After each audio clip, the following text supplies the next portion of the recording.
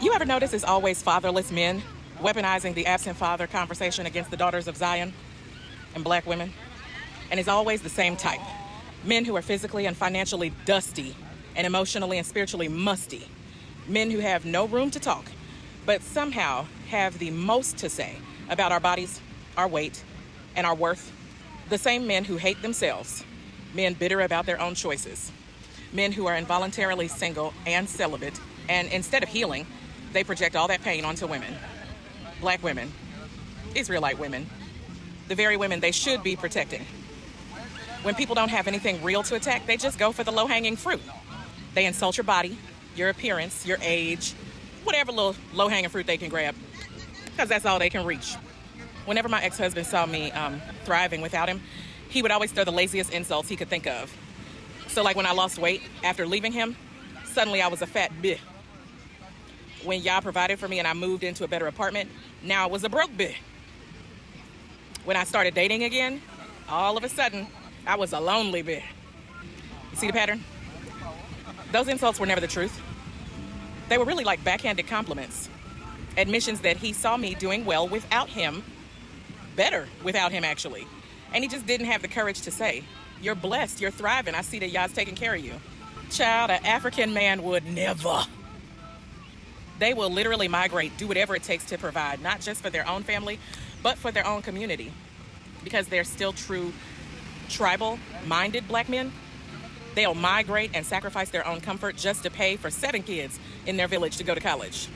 I'm not saying every single one of them does it. They've got abusive men in their culture too. But overall, it's understood in their culture, it's a common practice for men to provide that way and to make those kind of sacrifices.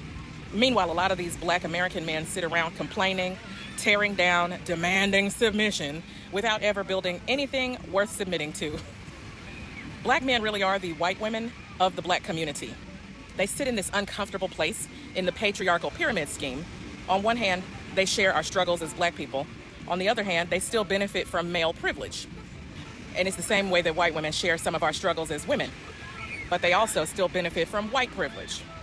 And these musty men hate that women are wising up, studying for ourselves to show ourselves approved, raising our standards, and refusing to settle for abuse, whether that be physical, emotional, sexual, or spiritual abuse, false teachings. When they said choose better, they didn't really mean that. They meant choose someone who abuses you differently, a little more covertly. And now they're mad because we actually did choose better than them. So when they start throwing these cheap little insults about our bodies, our worth, don't even take the bait, sis. Because here's what's really going on. A healed, whole woman looks well loved by Yah, and they can't stand it. They want women who are broken, desperate, and easy to control. Yahusha said, "Follow me and let the dead bury their dead." A lot of us women have done exactly that, and they're mad about it. And they can stay mad. To the men who demonstrate this bitter bastard spirit, Yah has a word for you. He said, I despise your feasts.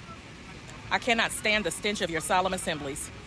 Even though you bring me burnt offerings and grain offerings, I will not accept them. I will have no regard for your peace offerings of fattened calves. Take away from me the noise of your songs. I will not listen to the music of your harps. But let justice roll on like waters and righteousness like an ever-flowing river. That's Amos 5, verse 21 to 24. But to all the righteous men, the men of integrity who are out here really genuinely studying and doing their own work to be transformed by the renewing of your mind and to walk upright in your communities, the men who love and respect black Israelite women, Shabbat Shalom to you.